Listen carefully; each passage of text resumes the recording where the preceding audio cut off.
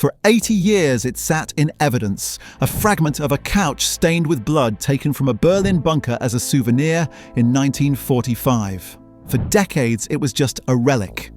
But then scientists did what was once thought impossible. They extracted the DNA hidden within its fibers, the DNA of Adolf Hitler. A painstaking multi-year investigation followed, a forensic journey into the very code of history's greatest monster. The results didn't just confirm what we knew, they shattered myths and unveiled biological secrets as shocking as they are controversial. What if the biggest questions about Hitler's body, his mind, and his ancestry were never just speculation? What if the answers were locked in his genes all along? The impossible sample. The story begins in the final, chaotic days of World War II, in the suffocating confines of the Führer bunker. After Hitler's suicide, his body was hastily burned, a final act to prevent his remains from becoming a trophy. That seemingly destroyed any chance of ever getting a biological sample. But it turns out something was left behind. A US Army colonel named Roswell P. Rosengren, inspecting the bunker, cut a piece of blood-stained fabric from the couch where Hitler had died. For years, that swatch was a war trophy, eventually finding its way to the Gettysburg Museum of History. Little did anyone know those dark red stains held the key. It was a genetic ghost waiting for technology to catch up. For nearly 80 years, the blood dried and the DNA degraded. Early attempts by scientists to sequence it failed. The challenge seemed insurmountable. It took years of work pushing the limits of forensic science just to begin piecing together some of the most controversial genetic markers in human history. Cracking the code. Sequencing. 80-year-old degraded DNA is one of the hardest tasks in genetics. But after more than 4 years of grueling work, breakthroughs in amplifying damaged DNA finally yielded results.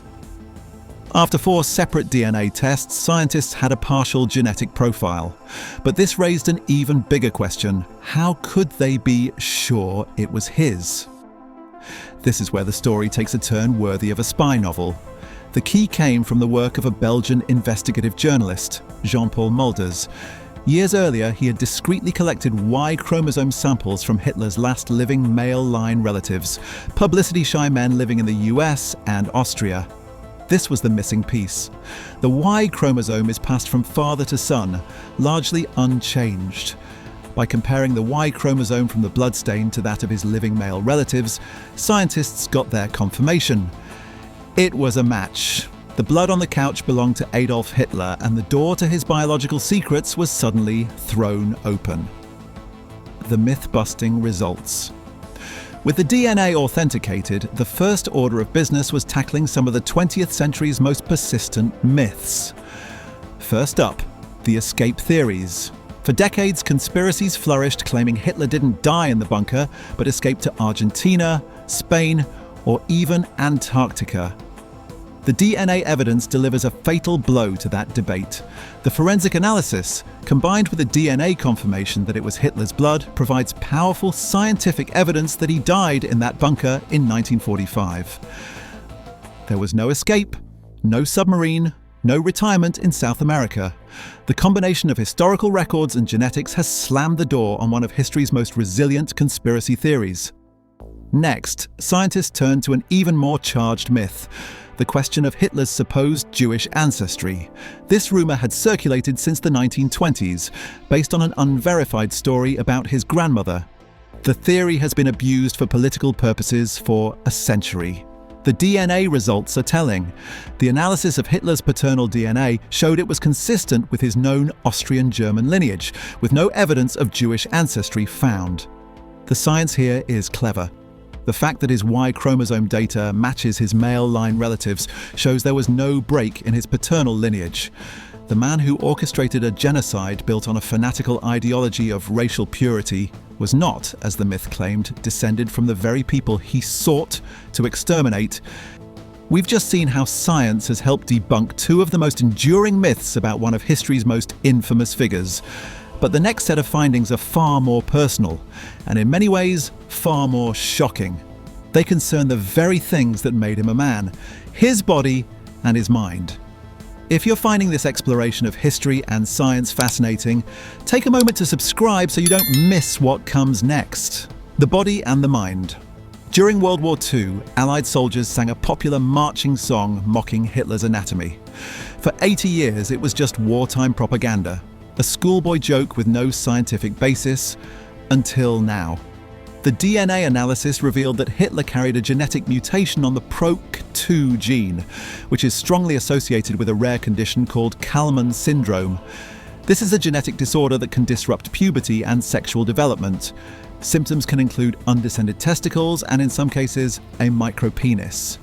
While the DNA can't confirm his genital size, it provides a scientific basis for the long-standing rumours and historical accounts of an undescended testicle. As historian Alex Kay of the University of Potsdam noted, this could finally offer a medical context for Hitler's documented lifelong discomfort around women. But that was just the beginning. The research team also generated polygenic risk scores, which estimate a person's genetic predisposition to certain conditions. Hitler's scores were described as very high.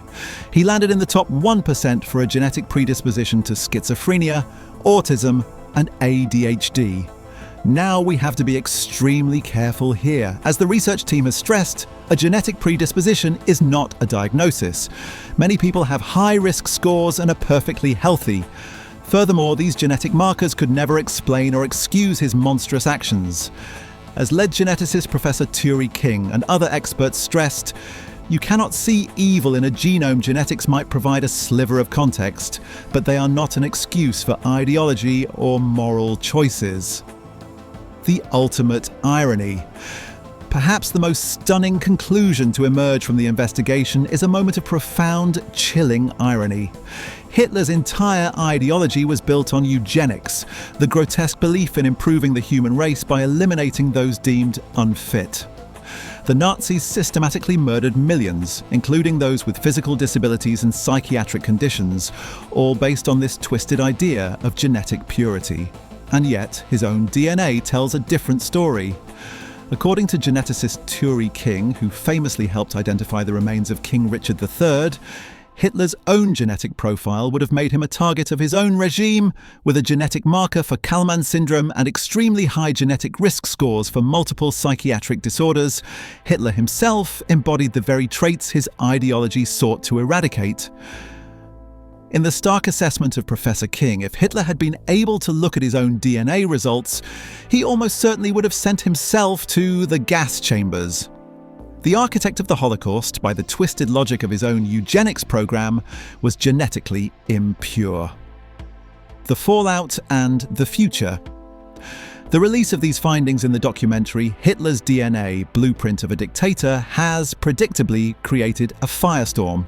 It raises fascinating but deeply uncomfortable questions. On one hand, science has provided invaluable historical closure, debunking myths about his ancestry and alleged escape. On the other hand, it has opened a Pandora's box of ethical debates. Some scientists have voiced strong criticism, particularly regarding the use of polygenic risk scores, arguing that media coverage can overstate their certainty and risk stigmatizing people with these conditions. The Guardian also pointed out that the research team was unable to get fresh DNA samples from Hitler's living relatives, who understandably want to avoid media exposure, raising questions about the methodology.